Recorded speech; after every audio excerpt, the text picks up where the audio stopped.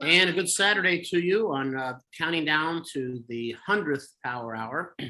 I have to get the total here, but we were off a little bit, but we're closing in on the number.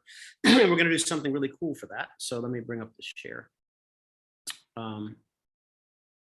Yeah, so let's see what's going on. So today we're going to talk about flying around thunderstorms, what you need to know and to stay safe, what you need to know and do to stay safe. And this sort of thunderstorms are my specialty, as you can imagine, as was mountain flying and flying in California, various fog and all sorts of other local stuff.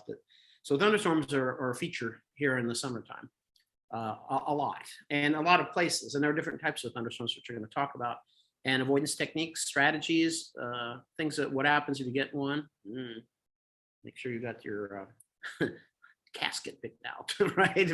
If your urn, right? Because if you fly through one of those, you may not come through the other side. So anyway, a big deal in aviation, always has been. So let's see, let's start off to see if there's any some general updates. So at the end of this power hour, we usually keep the room open for about a half hour and then we unmute you. So if you have want to say something, or I don't know, you have anything that you want to ask, that's all fine during that time.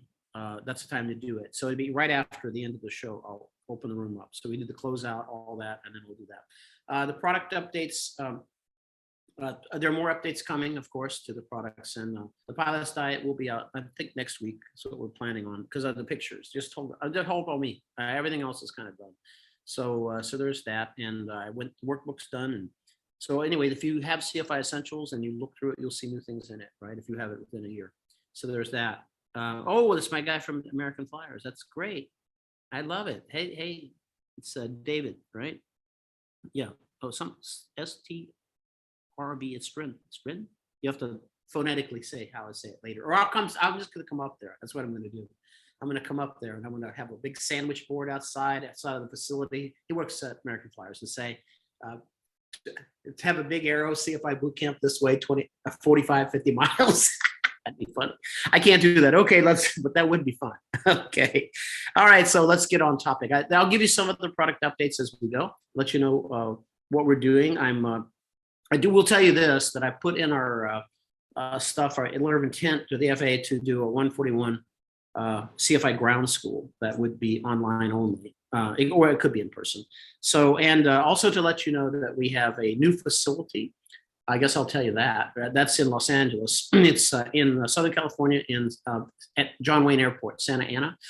And so that's being conducted by Horton, Horton Aviation. And that's Scott Horton. And I just finished training with him. He's done many, his company's done many CFIs. They use Diamonds, the A40s, 40s. And so anyway, that's our latest edition. And we'll begin, I think we'll have a class next in June there. So anyway, and we're looking to put on some other locations. So that's that. So let's talk about thunderstorms, because I think that's kind of why we came right here. And then we can look at other things later. But so these are kind of things I know quite a bit about, because and also some of this stuff is learned as you fly, but certain things you don't want to teach yourself or know. Like I wonder if I can go through that part of one or dodge around this one and just clip the edge of it or something. These are kind of things that you kind of want to have a good basis of knowledge before you even think about something like that, right? But then as you become more skilled and you become, you understand these things better, then you can kind of make some predictions, and you can also look at best practices, best strategies. And then of course, the one thing we do here, for example, is in the summertime, in the dead of the summer, when it's the hottest, which will be soon. Well, let's say June, it's not as hot, but June, July, August, September, especially, we'll have thunderstorms in Miami, Opelika Airport at between 12 and 1 o'clock every single day, well, almost every day. And then they'll end at about 5. And so what do we do? Do we fly then? No, we can't. So we don't schedule any flights in those time blocks. If it's a nice day, it just doesn't happen, then we'll tell everybody, okay, here's your bonus day, go fly, do something. So we just can't fly that. And it's the same in Arizona. In Arizona, if there are thunderstorms, they're not little things. They're giant. If it's IFR, no one flies because it's kill you IFR, right? So the only people can fly are people with onboard radar. and very capable airplanes. Our airplanes aren't that capable. So, but let's see about what we can do. I mean, so what's a thunderstorm? So a thunderstorm is one of the worst things that we can encounter. It's an air mass that is changing, modifying itself. And it in the process of modifying itself, it releases heat, and there's a lot of friction. And so then from that comes lightning. So it's basically electricity flying out of the cloud, right? And then there's a lot of movement of air going on inside. So you end up having a cloud, a very tall cloud, a very big cloud that through its various stages produces up and down drafts that you can't possibly outclimb or outclimb or out go down the other way. You're just going to go with it, whatever way that is. And so these things are not to be messed with. So we need to know about them so that we can do something about it, like figure out what to do. So a thunderstorm is a rising air mass. It's precipitating at some point. It'll precipitate into rain, and it will, because of the weight and the mass of these things are giant, right? So they can take up many, many, many, many, many miles, and they go up to 60,000 or more. But 60,000 feet, it's not uncommon in the West to see them that high. And then there's no way to get on top of them. No aircraft, civilian airplane is going to go that high. So this is all about avoidance. And the lighter aircraft, we're even worse because we can only go to maybe 14,000, 13,000 in this range, feet, 14 around, unless we're turbocharged. And then if you're IFR, it's worse because then you can't see them. You have to be able to visually see a thunderstorm to go around it. But we do have some tools now. So we'll talk about tools in a minute. So there's that. So how do they form? Well, they form by having an unstable air mass. That's the first thing. And then what we need we need moisture, and we need a lifting action. We need some way to make the air rise, because if you don't know from basic meteorology, the Earth, the air cools as you go higher, typically, right? And it cools at 2 degrees C, 1.5 degrees C if it's wet, per 1,000 feet. That's the lapse rate. And so if you have a temperature of, say, I don't know, pick some, like out today is about 30, let's pick 30. 30, and then if the dew point is 25, then if you use the lapse rate and say, well, in 2 degrees C, it's going to be 2,000, it'll be 2 degrees cooler. So instead of 90, it'll be, instead of 30, it will be 28. At some point when the dew point and temperature come together, that's where precipitation will occur. And precipitation can be clouds, it could be fog, it could be actual rain, it could be snow, it could be anything. Precipitation. So what we need to get the air to go up as high as it possibly can, and the lifting action, so it cools really quickly. And then we also, as it goes up, we want the updraft to be really strong, because then that carries the little droplets up, right? That they start to form. And there's a theory in meteorology called Coalescence Theory. And basically what it means is that these water droplets begin colliding with each other as they go up. And as they come down, and as they do that, they start getting bigger because they coalesce together, right?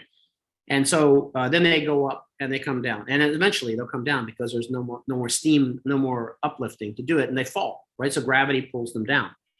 So in the beginning, we have the cumulus stage of the thunderstorm, which I have a picture here in a second, and basically it's all updrafts.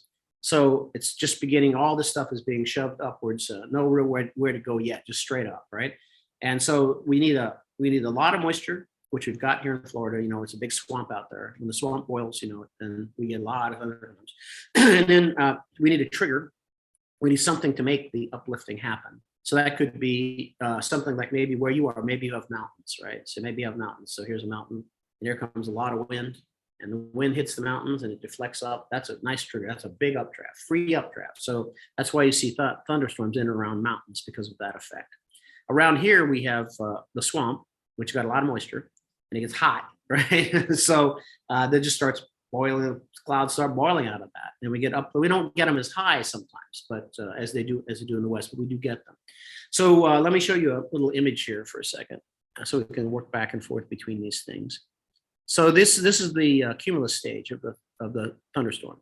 In this stage, you can see these clouds with your eye, as long as you're not in there. And as much as they're not convective, you will not see this cloud on radar, because radar doesn't depict clouds; it depicts precipitation only, right?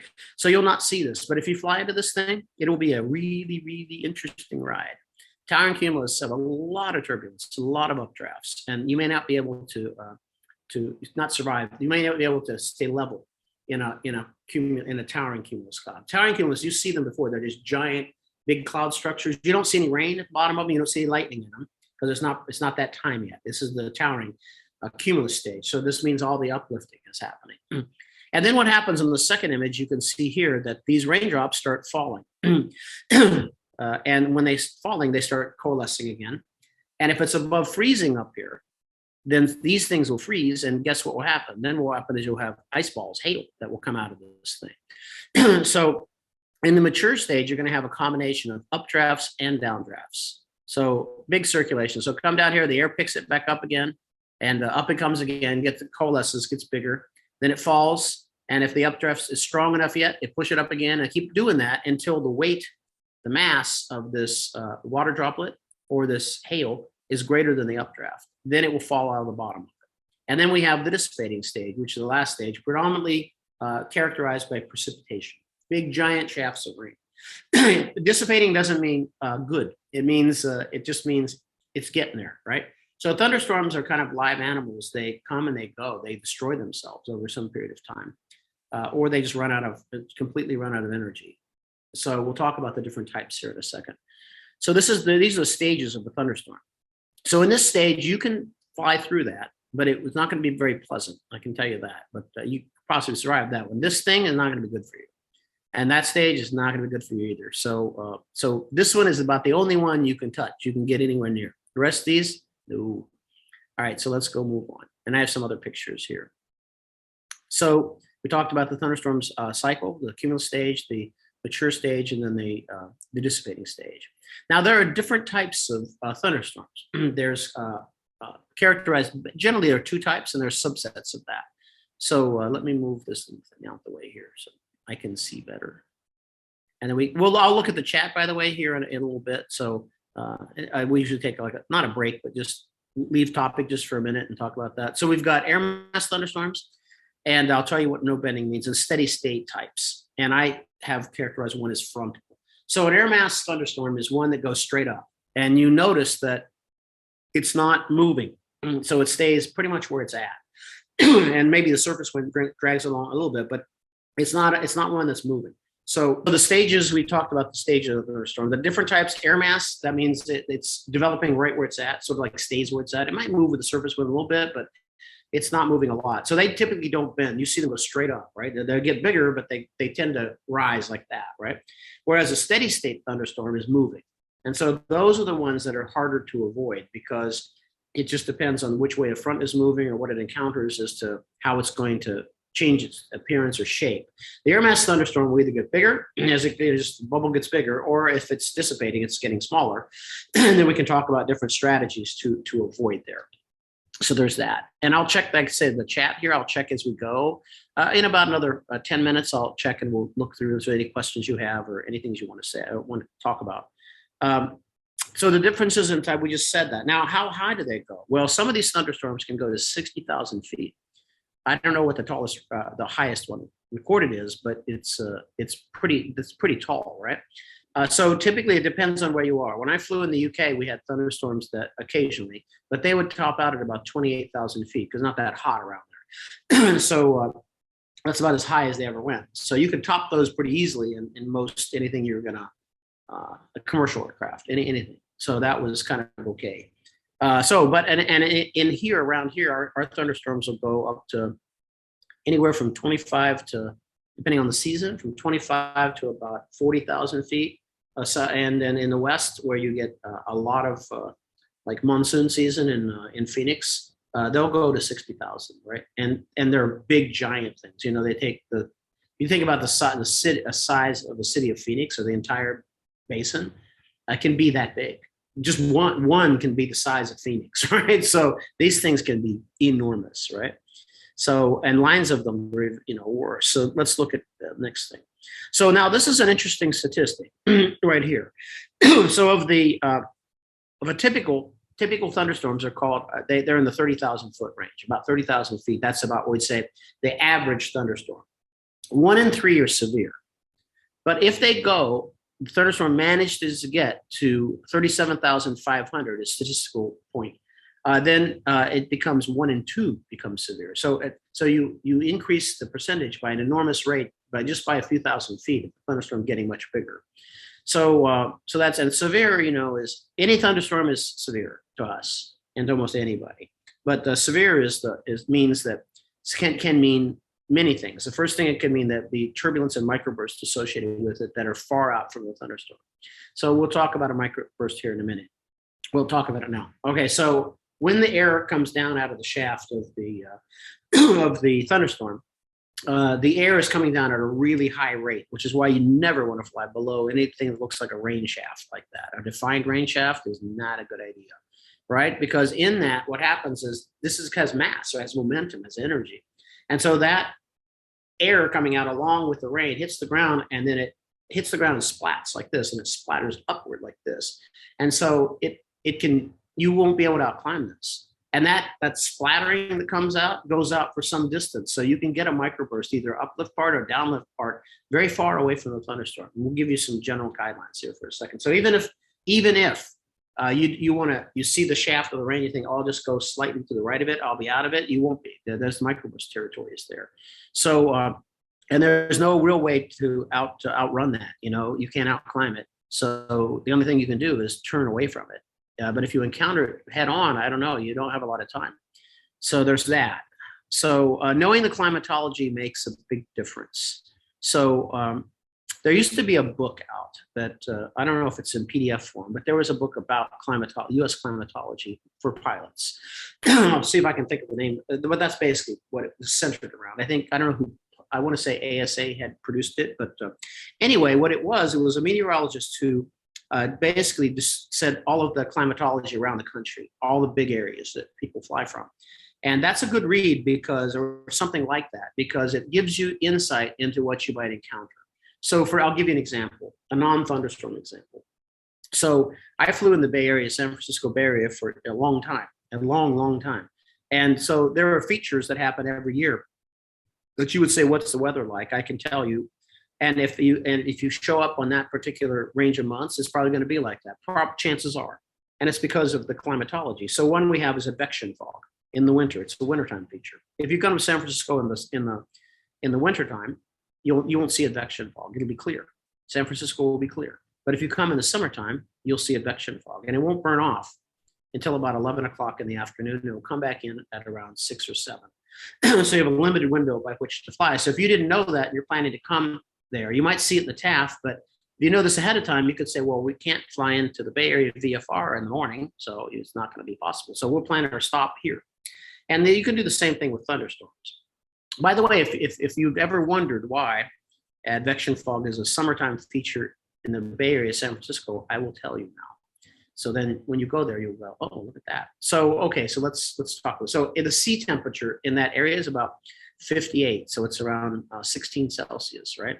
And it's very moist and wet. And so what happens is it accumulates moisture, and there's a sea fog forms over the ocean there for quite a ways out. Now, San Francisco is the only way there's a mountain range from the sea where the redwoods are, and there's a cutout, right, which is where the Golden Gate Bridge is. And that leads into the estuary of the San Francisco Bay. And then from there, if you were to go across the bay, there's another mountain ridge. So if fog ever come into the bay, where's it going to go? It's another area where you go like, well, there's mountains again. But there's another cutout. It's by Concord, California, and it's by Mount Diablo. And then after that, there's the Central Valley, California. So in the summertime, San Francisco temperature will be around 64, 65 degrees Fahrenheit.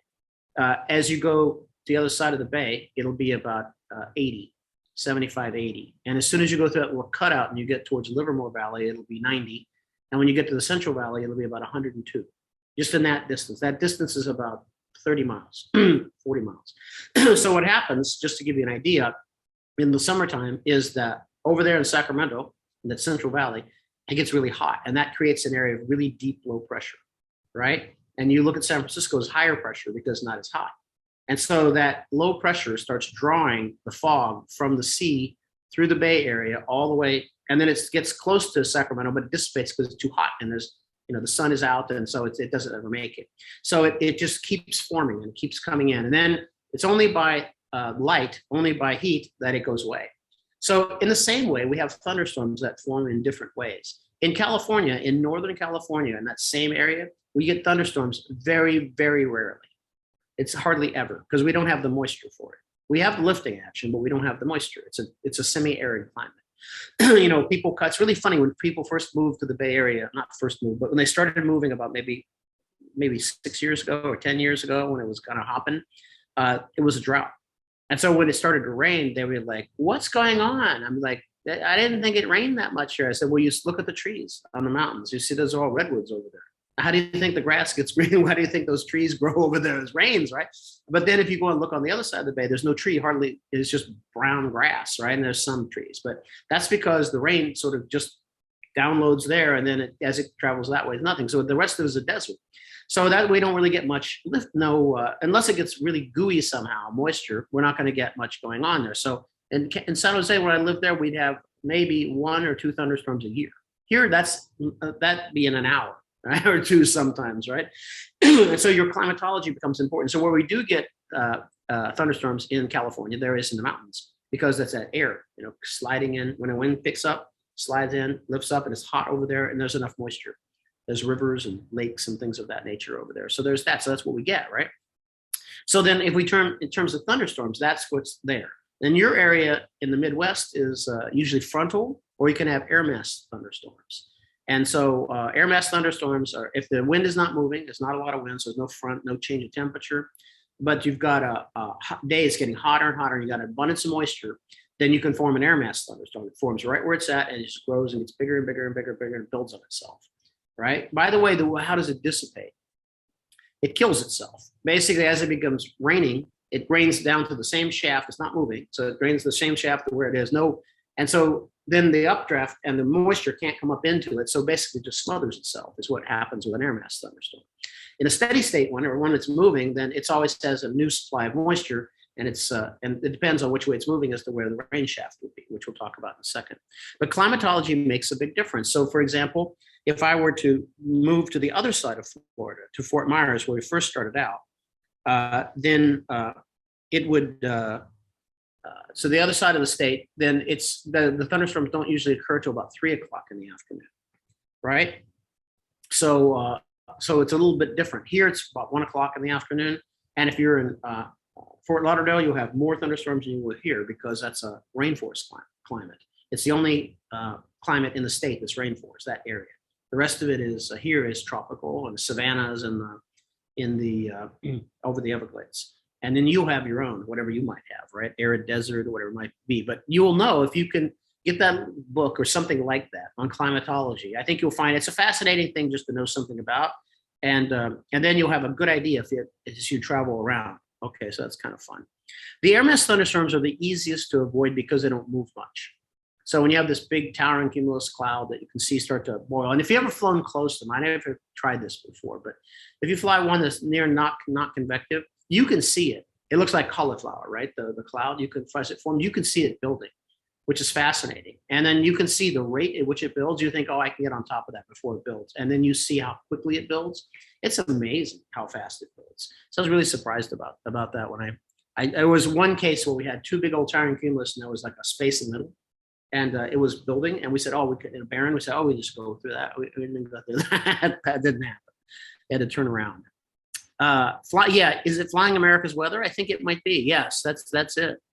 Yeah, Flying America's Weather. Yes, that's good. So I was just looking at this thing. Oh, that's fun. Let me see if there's anything else I wanted to say. I'm just taking a slight break here. Yeah, bending. Yeah, bending. Yeah, Flying America's Weather is the name of the book. It was. It's also interesting because it covers things like why the Santa Ana winds are and when they come.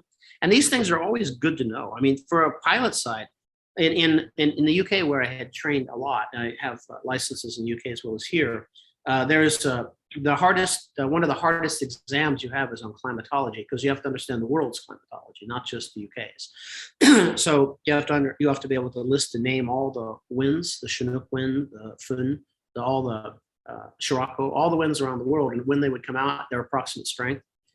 You have to know the jet stream for all 4 seasons and for every part of the world. So those, and then the climatology. So it's a hard test, right? But with the knowledge, what it gives you is it gives you insight into what you might expect or how you might plan. And I think that's the important part. But this is a subset. So this is Flying America's Weather. That's good. Yeah. All right. So let's go back to the content. I just wanted to check in there. So yeah, air mass thunderstorms but they grow. So you can see. So if you can look at the radar, which we're going to look at here in a second. If it's an air mass thunderstorm, it's not going to move very much. But if it's still building, it's just the red is going to get bigger. And the yellow is going to get bigger, and you can see it. And if it's dissipating going the other way, it's getting smaller.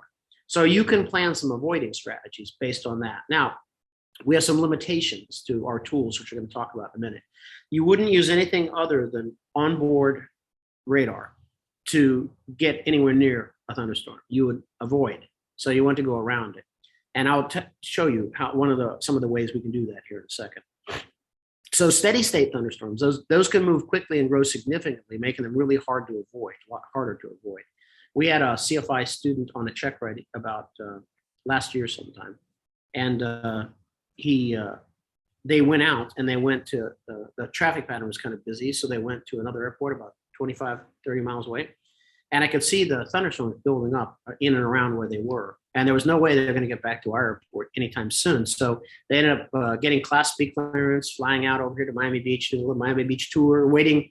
And they had ADS-B weather. But ADS-B weather, can be old. So you can't use it you can use it to avoid, but not to fly through. You want to use your eyeballs in addition to the radar. So if you're IFR, there's no real way to move around a thunderstorm. I mean, all you can do is avoid, right? And if you can't see, air traffic control can see, but remember how their radar is optimized. So ATC's radar is optimized for what? For large particles, large things, airplanes, right? Not small rain droplets or hailstones. They're not optimized for that. They can change the optimization if you ask them to look at the weather, and they'll see big stuff, but a lot of times they won't see the small stuff. So, so anyway, having some sort of radar on board, ADS-B, is always helpful to you. And we'll talk about what to look. Are all non-tearing cumulus safe? Well, yeah, it's a good question. I mean, we fly in cumulus clouds and don't know it, IFR, a lot, if the air mass is unstable. So unstable means that, by the way, the lapse rate is 2 degrees C per 1,000 feet. But if the air mass cools at a cooler rate per 1,000 feet, the air mass is considered unstable, right? Because it can lift more. So if there's more lifting, right? So if it's colder. So if you fly and you look at your temperature gauge and it's going down at the lapse rate of your temperature gauge is cooler than the standard lapse rate, then it's going to create uplifting, right? So it depends on the strength of the cumulus clouds. You should avoid them where you can, but if you don't know, I mean, then you don't know. So, but yeah, most of them are, I would say, safe. The towering cumulus ones, they're mostly borderline safe. I mean, safe is a relative term. It's just try to stay away from them, is basically. Yeah, tilt is important. Radar tilt is one of the hardest things that for me to show a new, I call first officer or a new pilot, right, is use of radar. They want to be able to use it right out of the box, right? No, you can't. So because I can't show you like what, in the old days, it was a little different. We didn't have onboard ADS-B or a way to get ground-based radar, right? So all you got was a picture of what was in front of you. The radar just sweeps what's in front of you, and you don't know what's behind that. It's attenuation of the radar system, right? You don't know. It could be a big thunderstorm behind it. So, but the shapes and the way things move and how things look, like a hook, something called a hook, you will know where to tilt the radar, and you'll know which way to go based upon that to avoid. And then you get a fresh paint as soon as you bypass that, and so on. So, and then you start seeing patterns. So that was really hard to teach people how to use radar, except for to avoid. And sometimes there's no, you can, if you know what's up, you don't have to necessarily avoid, right? But that takes a while. So you need someone in the airplane with you who's done this a bunch of times, and you need to fly a lot to really get the whole picture of it. So where you can do it yourself. So we're left with just really being able to decide to go or not go, and then to divert or to go around something. Yeah. So towering cumulus in winter, yeah, ice 10 to 20,000 feet. Yeah, that's Irv says that. Yes. So we get this stuff. So steady. So we talked about the microverse. We can move off that. Some tools we have. So if you don't know, we have a tool that the FAA has produced called the GFA. It's the Graphical Forecast for Aviation. I think most of you probably know. And it was intended initially to replace the area forecast, because the area forecast, all these not coded, but these contractions that the FAA had used for teletype dates, right? Like BCMG becoming these kind of things. So that the area forecast used to be all like that. In addition, they would also give locations like VOR points or airports, and they would 40 miles southeast of the FOT VOR, like, oh, where's that? And then you have to, in your mind, sort of figure out where all this stuff is, or have a chart. It took a considerable amount of time to really look at that, unless it was benign, right? It was benign, then no. So then it was easier. But most of the time, it's not. If you're looking at for thunderstorms, it's not going to be. So the GFA then took all that data and made it all graphical, and it's a really good tool. The only place we still have area forecasts are for the Gulf of Mexico, for Hawaii, Alaska, and for the Caribbean. And I don't know how long that's going to survive. We'll see, but that's that. But I'm going to show you the GFA in a little bit. Well, I'll show you a radar in a second on ForeFlight. And there are two modes that we have for two different choices that we have in the radar selection. One is composite, and the other is called lowest tilt. So a composite is the sweep of the entire column, straight up, straight down. It gives you the best picture of perhaps how high the thing might be. It gives you the cross section, let's call it, of the thunderstorm. Lowest tilt is the lowest tilt on the radar. It's basically for ground-based operations. Or if you really want to see the defined edge of the storm, then put in lowest tilt. But if you want to see the whole thing, then composite. But if you're on the ground and you're nearing near takeoff, you can put it in lowest tilt, and you can see more definition. And especially one of the biggest things you can use is the trend. So because you have you would call it loop, but it's really trend, right? It's what's happening. You see what's past, you see what's coming, you see how it's moving, you see the speed. And ForeFlight will give you the direction and the intensity. So will the GFA. Not the intensity, the intensity, the direction, and the speed in which it's moving. So you've got that. And so these are all tools that we can use to plan our trip, right? Sometimes we just can't, we have to wait. In our class, in our CFII class that we do, we pick a place, I pick a place that's somewhere in the country, and it's a cross-country, flight plan. It's not the IFR, it's the CFI class. We do the same for IFR, but under IFR rules. But for the VFR stuff, I just pick a place, and I have you make a plan, how you would get out from where you are to where you want to go, and there's weather in there. And so it forces the student to have to really make proper radar decisions, weather decisions, and what tools to use. And if they're kind of not getting it, because a lot of people don't fly in areas where there are these kind of things, especially in California, then it's like, well, red means bad, yellow means okay, it means kind of marginal, green means good, right? No. The one thing I do is I show them a radar image of where it's all green, right? It's all green, dark green, yes, light green, yes. And then I animate the image after they say it's yes. I think it's okay, and it's what it is, the outer bands of a hurricane, right? And so when you animate it, you see how fast the green is moving, right? And even though it's green doesn't mean good, right? So yeah, that's that. So that's an interesting one. So we'll look at this in a second. It says a good radar app is National Weather Service Radar Scope. Yes, it does cost some money for each level of service. Yeah, that's right. Yep, we'll talk some. The other thing you have is PIREPs, but remember about PIREPs.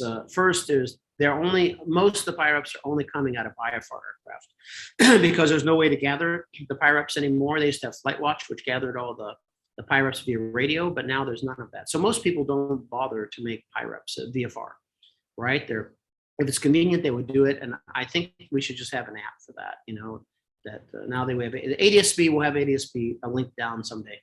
And then or something, and then we can give PIREPs that way. But until then, reps are very specific to the area you're in. So if the airplane said, if the pilot said there's no ice here, and therefore it doesn't mean in the area you are, which you didn't fly exactly in the same space he did, you're in that general area, it doesn't mean you won't have ice. So yeah, Virga.app. Oh, by the way, this chat log, if you're following it, a lot of people have some really good insights in things, and they have things they either have used or using or know about. And so like the book that we talked about. So we send you the chat log as part of the outline. We'll send you the outline with some other stuff on it, and then we'll send you the chat log, so you don't have to worry about saving it yourself if you don't want to. So yeah, PIREPs are a good, so they're for avoidance, right? To say, oh my, this guy had, and some of these PIREPs are pretty funny. I mean, funny now, right? It's like, said, so the PIREP said the effect that the pilot encountered severe turbulence near a thunderstorm, and it said it resulted in a severe head injury, blood. It says after that, as it was on a PIREP I read. I was like, wow, that's pretty. But I mean, the controller didn't filter that. He went like, oh, just, or the meat specialist didn't filter it. He said, that'll get somebody's attention. Let's not go that way, right? So there's that. PIREPs, just the limitations on PIREPs, right? Let's move down through. Pilatus said a few weeks ago in Southern California, said, we're barely hanging on here. Yes. Oh, a PIREP. Yeah. So PIREPs can be interesting reads. So ADSB, just for a second, for using it to avoid, you have to give it a pretty big margin because it's not in real time. You know, these updates can be 5 minutes or so. It depends on where you are and when you got your last update. So that they will tell you, ForeFlight and others, ADSB will tell you how old it is. So don't ever use it to like go between things. That you have to use your eyeballs for. So that's what we're going to talk about for a second. So your eyes, when you look outside, I think I have it here. Avoid them if you can by at least 20 miles. That's impossible here sometimes. But something to know, if you can't do that, how close do you get? Well, try to stay as far as you can. That makes sense, right? But 20 miles is a good bet.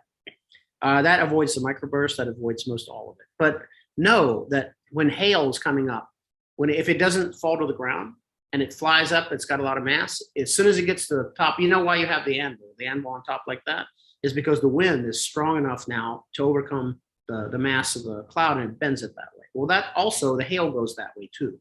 So you look up and you see the anvil.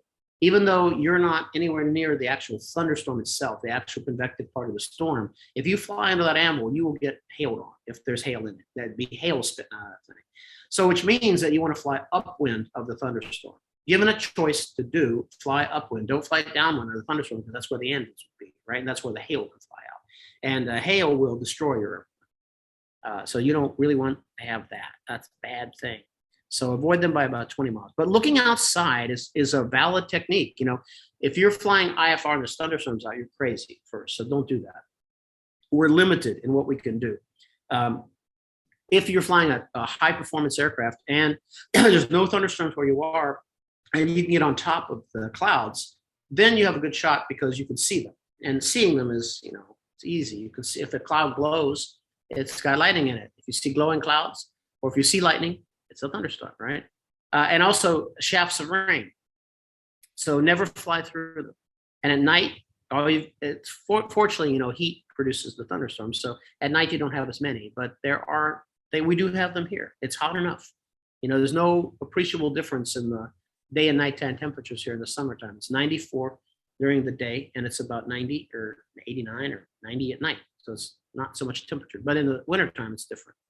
So watch for those and avoid them. So don't ever fly through shafts of rain. If you see multiple shafts of rain, it's likely that there's other thunderstorms there. They're just not spitting out rain yet, right nearby. So be careful in and around shafts of rain.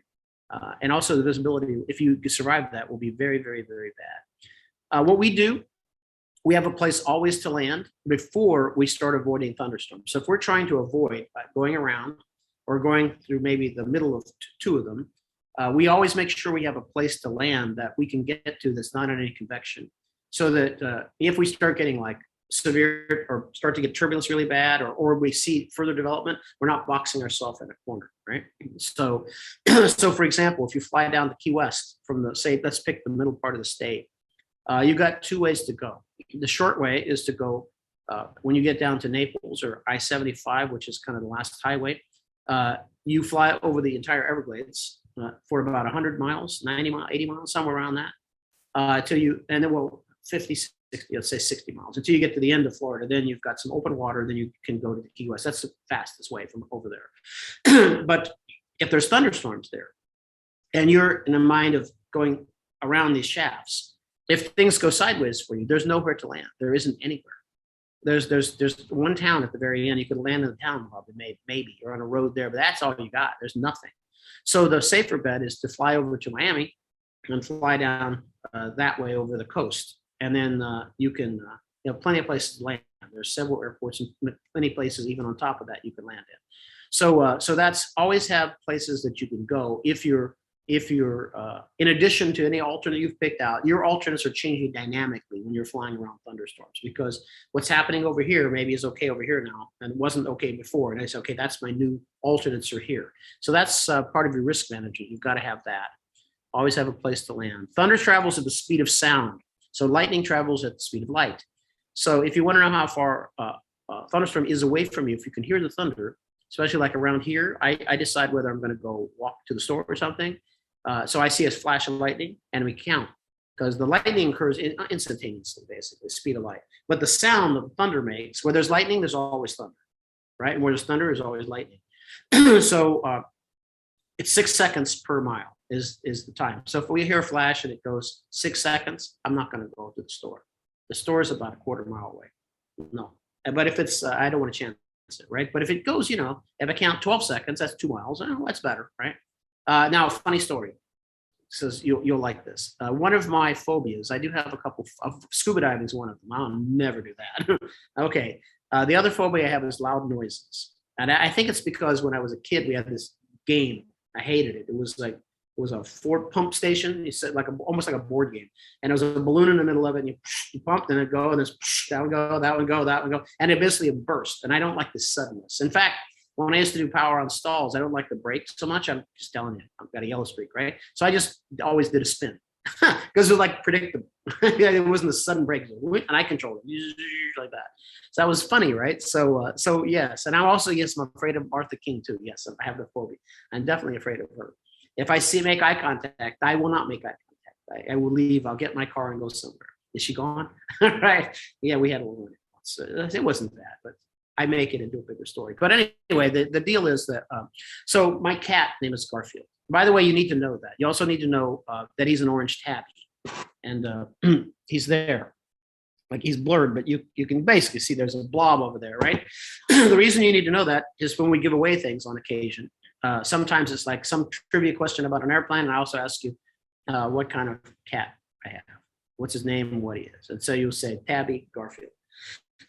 So that's him. So anyway, he and I were sitting on this place, and I was looking outside. He was just sitting here quietly, sort of paused, like straightforward, like I'm sitting like this.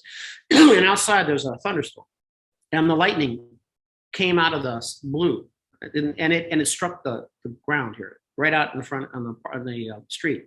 And of course, the lightning and the thunder now were instantaneous. And it was super loud. So loud it hurt my ears almost. And he and I looked over. We had jumped up about 2 feet at exactly the same time and back down. So that'll get your attention. I'm not a big fan of these thunderstorms, but there you go. So it was the same. We did this same height, same everything. It was pretty friggin' funny. I think I saved that. We have a security cam inside, and so I think I saved that video. Pretty funny. So clouds that form early mean more chance of convection. This means that if you're planning a flight and it's morning and you see the clouds building, there's a lot more chance there's going to be some convection earlier than maybe the forecast says, or earlier in general. So the earlier the clouds form, especially there'll be cumulus clouds, the more you're likely to have a chance for convection. Also, avoid IFR flights with temperatures. It says with temperatures between about -7 and +2. This is the area that has the most lightning. It generates the most lightning, between about -7 and 2 centigrade, 2 C. So avoid IFR flight there, and with temperatures between that. So in terms of predicting, desert, the air masses can be isolated. So chances are, and that not always, if you see a front, that's way more difficult. That's a very hard to, not hard, can be hard to predict. But in air mass thunderstorms, typically if you see it contracting on the radar, it's history. Well, that's good, because then you can probably plan to go near that way. And by the time you get there, it'll be even less, because dissipating, that's fine. But if it's building the other way around, then if you plan to get semi-close to it, you may not still be able to go that way, right? So Florida, we can have frontal or air mass thunderstorms, and sometimes avoiding those is not possible. You have to stay on the ground. Like we have these enormous amount of thunderstorms that come in, the steady state that come flying past us. We cannot fly, cannot fly at all. So, and if the conditions are right, we'll hangar the airplanes to avoid hail. Because you don't want to have come out and have your airplane all dented, look like a golf ball, right? The top of the wing look like a golf ball. There's that. Let's see, what else do I have here? If you have an inadvertent encounter with a thunderstorm, the FAA recommends, which is probably a good thing, is to fix your attitude, but accept changes in altitude and airspeed. Don't try to control the attitude of the airplane. And then control the airspeed and the throttle. And don't turn. If you once inside, they say not to turn because it puts a lot of additional load factor, on the airplane. And chances are you're going to come up bent at the other side anyway. So, and I don't know, that might be a pretty wild ride in there. So avoiding is the best thing. Also, if you're flying in and around lightning, this we've done in the jets, we've done this, just close one eye before you get close to it, because you don't want to get blinded by lightning. So if you get a big strike on the airplane in front of you or by the wing, depending on your airplane, it can blind you temporarily for a little bit, 2-3 minutes.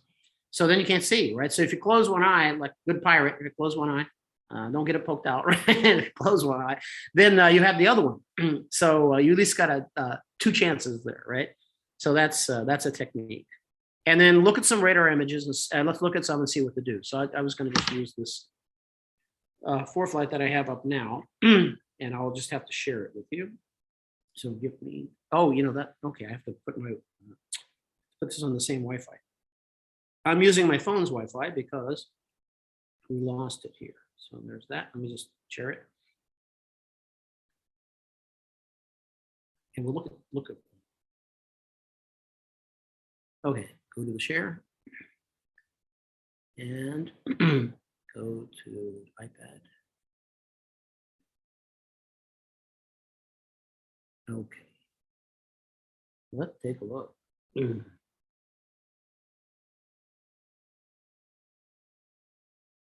we go.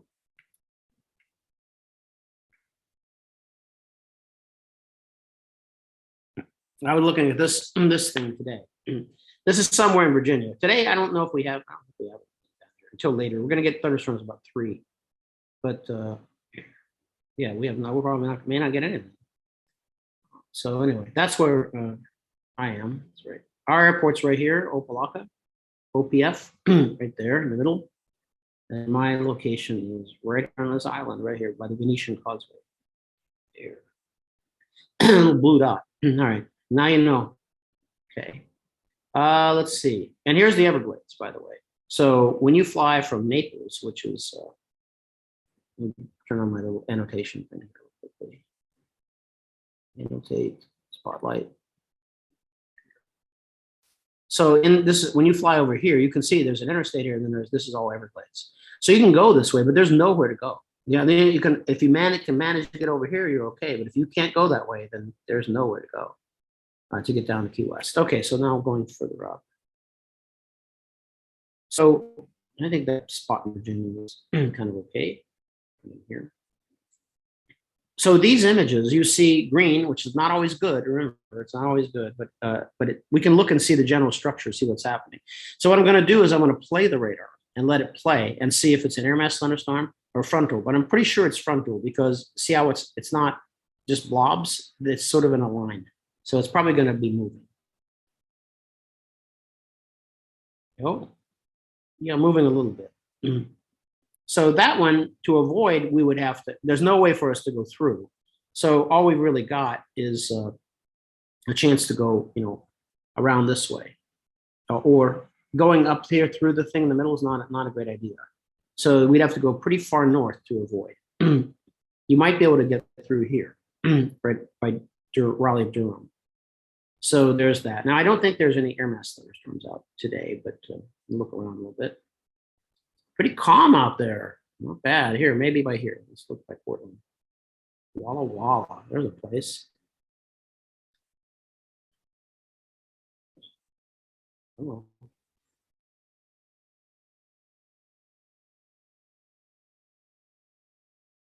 That's moving a little bit, and it's dissipating. You can see there it started off, and you can start seeing it getting smaller.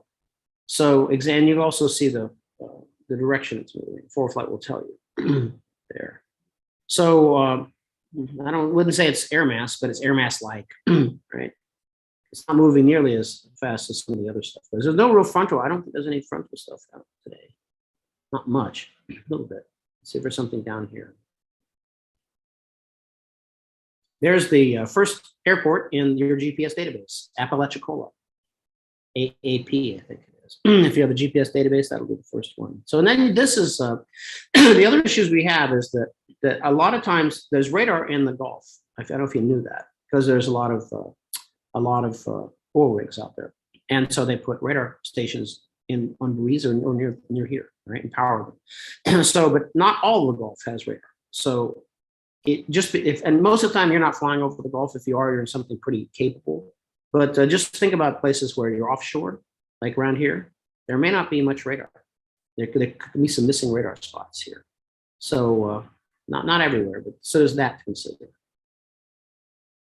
All right, so there's that. Let me see if there's anything else I needed to go through on the outline with you. I'm sure there is.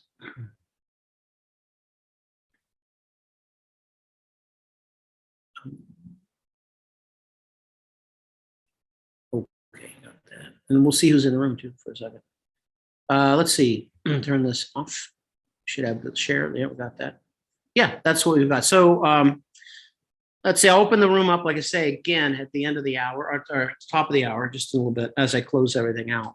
So hopefully that gives you some things to think about. I mean, you know, if you take away anything I said, basically it's if there are thunderstorms out, plan to go around them or just don't plan to go. But as you become more experienced, like here, I can launch out the practice area because I know the climatology and how things are likely to form. I can decide to go out to the practice area with some thunderstorms out around. And I know generally what's going to happen and how they're going to move. And then I have also my alternate plan in place in case it doesn't go that way. And then that lets me become operational. But between 1 and 5, we just don't go because there's no real way to do it, right? It's pretty bad out. Just a few little updates here for you. If you don't have this is a very interesting thing I created, Teach Brief Fly. Basically, it's a way to teach someone from any syllabus. You can use it. And the front part is 3 parts. The front part is lesson plans like you're going to use on a check ride. Those are a little different than the ones you might use with a student, by the way. If the student doesn't use a ground school, doesn't have an online ground school, doesn't have anything that the school offers, then you have to give them like a lesson like that. But it takes a long time to deliver. 20 minutes per maneuver, 15 minutes per maneuver. In the middle of the book are pre-flight briefings. This is what you would give to a student who's done a ground school. You would give them what you're going to do for that. Here's what the maneuvers consist of. Here's how you do it. Here's some artwork. And I put them on little whiteboards, so it kind of looks like a whiteboard.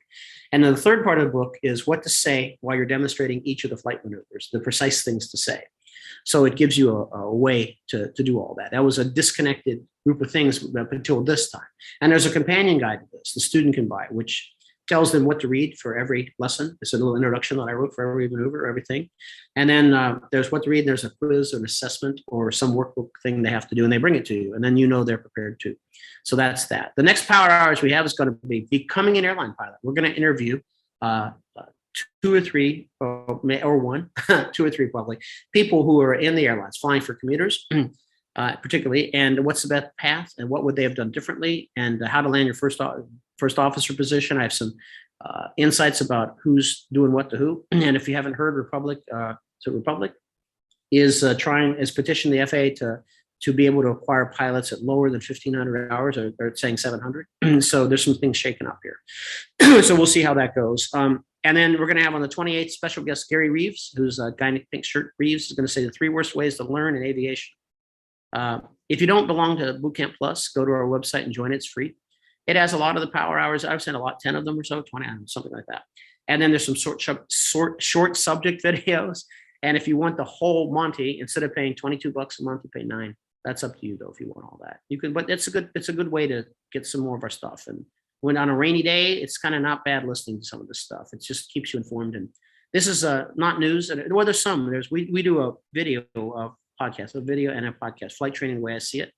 We got that. If you don't belong to our newsletter, just go to our website and join, and you'll get that. It's once a month, so we're not going to pepper you with a lot of new. I just wrote the last one. So, and there's also this month, there's 3 multi-engine tips from Hobie Tomlinson. He's the guy at the guru of multi-engine flying. Anyway, he's I do 3, so we'll have about, this is the 3rd in the 3-part series. So I'll probably do another one, it'll be a 4-part series. The leftover ones, they're always very good. And then these are the classes. You'll get this on the outline. So the next one's in Palo Alto. It's got 1 seat left on the live stream.